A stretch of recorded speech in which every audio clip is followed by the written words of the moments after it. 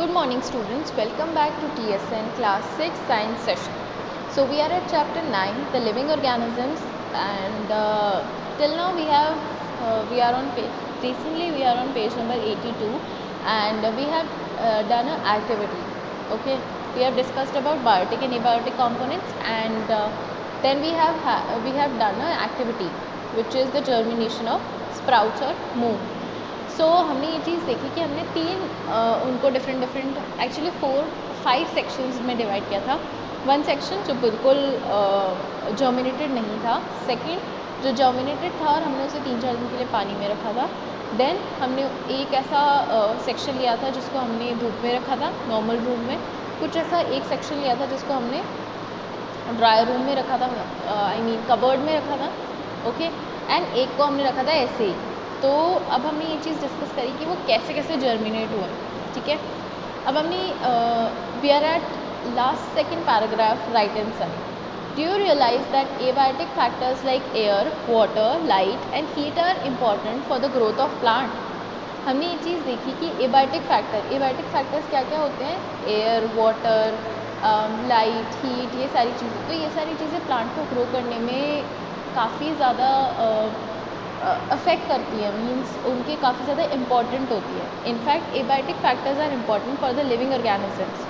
अब हमने ये चीज़ तो देख ली कि बायोटिक ऑर्गेनिजम्स या जो लिविंग ऑर्गेनिजम्स हैं वो उनके लिए क्या क्या चीज़ें इंपॉर्टेंट है, लेकिन हम ये चीज़ रियलाइज़ कर चुके हैं कि जो नॉन लिविंग थिंग्स हैं जैसे फूड हो गया, हमारे लिए फूड हो गया, वाटर, एयर, ये सब चीज़ें हमारे लिए इम्पॉर्टेंट है. तो प्लांट के लिए इम्पॉर्टेंट है एयर, वाटर, लाइट, हीट. ये सारी चीज़ें एक प्लांट के लिए बहुत ज़्यादा इंपॉर्टेंट है. हालांकि ये एबायोटिक है, in spite of they are abiotic, still they are very important in the growth of a plant. In fact, abiotic factors are important for the living organisms. Like for us, abiotic factors are very important, like food, air, water, light, and this and that. Okay, we find that organisms exist in very cold as well as very hot climate, isn't it? How do they manage to survive? अब ये चीज़ है कि organisms, हमने ये चीज़ देखी कि organisms exist करते हैं कोल्ड क्लाइमेट में भी, हॉट क्लाइमेट में भी. पर ये चीज़ ये हमने नोटिस कर ली. ठीक है, बट वो सर्वाइव कैसे करते हैं, how they survive. It is very difficult to survive on that harsh or like harsh climate. But how they do so? Adaptations is the method by which organisms get well adjusted to the climate. This adaptation word, we have discussed it in early sections also, how this adaptation will help the organisms to cope up or to adjust in a specific climate. Okay, adaptation is very important. Still we adapt, that is why we survive in some situations. Adaptation does not take in a short time because the abiotic factors of a region also change very slowly. So adaptation is not something we change very fast, like in 2-3 days or in some specific years. It will take plenty of time to adjust, to adapt in that situation. Because abiotic factor, जैसे abiotic factor हो गए, एकदम से किसी जगह पे ज़्यादा बारिश पड़ना या धूप होना या गर्मी होना या XYZ चीज़, तो ये सारी जो चीज़ें होती है ये एकदम से तो होती नहीं कि आज इस रीजन में स्पेसिफिकली बहुत ज़्यादा गर्मी है और नेक्स्ट में बर्फ़ पड़ने लग गई नेक्स्ट डे, या नेक्स्ट ईयर में बर्फ़ पड़ने लग जाए उस टाइम में. It is not possible. जो भी डिफरेंस या जो भी चेंजेस होते हैं बहुत स्लोली होते हैं. इस वजह से अडेप्टेशंस भी धीरे धीरे होते हैं. Okay, those organisms which can not adapt to these changes die and only the adapted ones survive. अब ये चीज़ है कि कोई अडेप्ट कर पाता है, जैसे हर ऑर्गेनिज्म नहीं सर्वाइव कर सकता एक स्पेसिफिक सिचुएशन में. तो अगर कोई सर्वाइव कर रहा है तो वो जी जाएगा, इट विल सर्वाइव. एंड अगर नहीं, वो अडेप्ट नहीं कर पा रहा है तो वो मर जाएगा और वो स्पीशीज़ वहीं ख़त्म हो जाएंगी. जैसे डायनासोर्स वाली बात हो गई. जो डायनासोर्स थे वो उस टाइम अडेप्ट कर लेते तो शायद मे बी आज वो हम उन्हें देख पाते, लेकिन वो उस टाइम उस सिचुएशन में अडेप्ट नहीं कर पाए तो वो लोग एक्सटिंक्ट हो चुके हैं, ख़त्म हो चुके हैं, वो मर गए हैं. उनकी जो जनरेशन है या उनकी जो भी स्पीशीज़ है वो ख़त्म हो गई हैं. ठीक है, organism adapt to different abiotic factors in different ways. This result in a wide variety of organisms in different habitat. Organisms adapt करते हैं ना, वो अलग अलग बायोटिक फैक्टर्स पे अलग अलग अडप्ट करते हैं, ठीक है। अब ये एक्सपेक्ट करें कि एक ऑर्गेनिज्म दूसरे ऑर्गेनिज्म के हिसाब से अडप्ट करे, विच इज़ नॉट पॉसिबल। कुछ ऐसे पेड़ हैं जो पानी के अंदर रहते हैं, कुछ ऐसे पेड़ हैं जो पानी के ऊपर तैरते हैं, कुछ ऐसे पेड़ हैं जिसकी जड़ें पानी में होती हैं लेकिन वो पानी के ऊपर होता है। तो ये उनकी अडप्टेशन से अलग अलग, वो किस तरीके से सर्वाइव कर पा रहे हैं, सबका अलग अलग वेज होता है।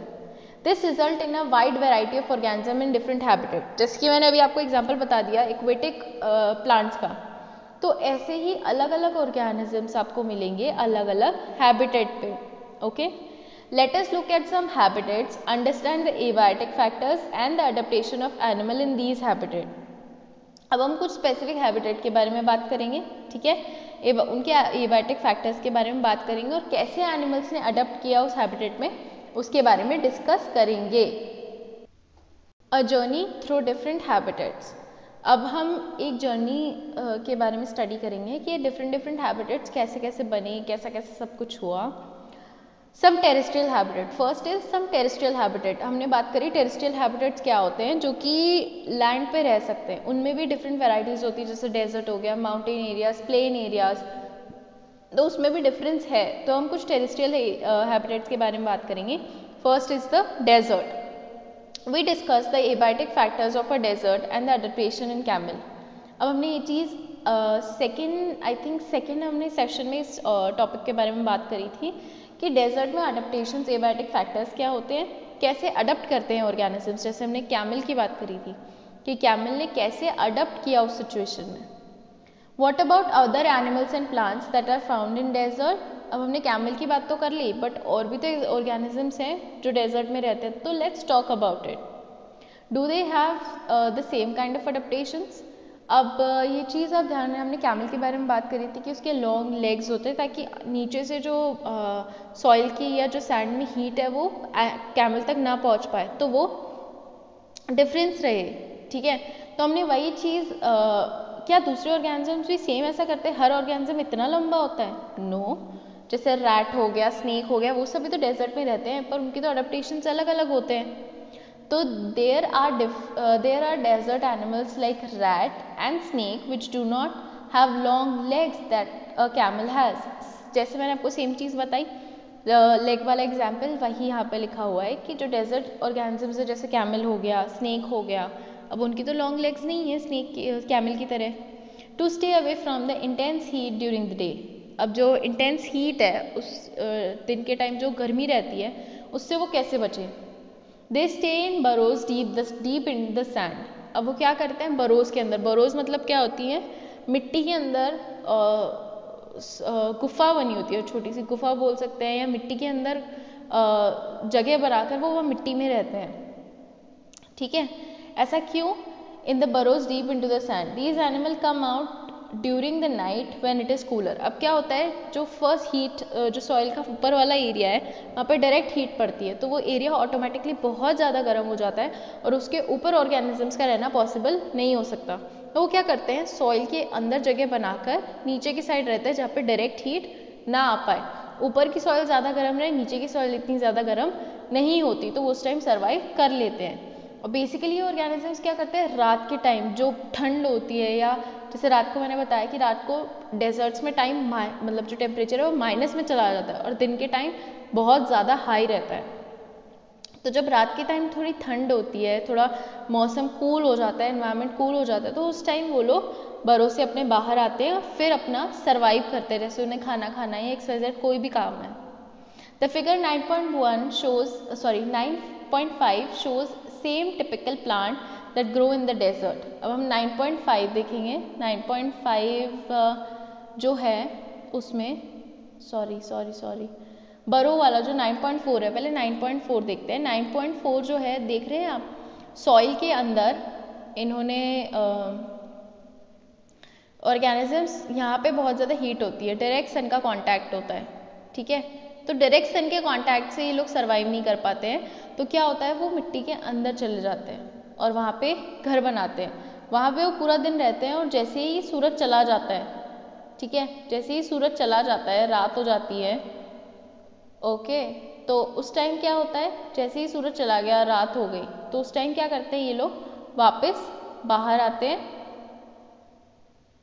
ओके, वो वापस बाहर आते हैं दिन रात के टाइम और फिर अपना सर्वाइवल करते हैं। तो दिन के टाइम वो लोग अंदर रहते हैं और रात के टाइम बाहर आ जाते हैं। ओके, अब हमने इसके बारे में डिस्कस कर लिया। So now we will talk about plants. So जो प्लांट्स के बारे में हम डिस्कस करेंगे वो अब हम कल डिस्कस करेंगे। 9.5 फिगर है प्लांट्स का, वो हम कल डिस्कस करेंगे। How desert plant adopt themselves according to the surrounding. Till then, please do your work in your copies. Complete your work. I'll be sending you notes also, and plus the back exercise. Complete your work, and I'll be checking your copy. Till then, take care and have a nice day. Thank you.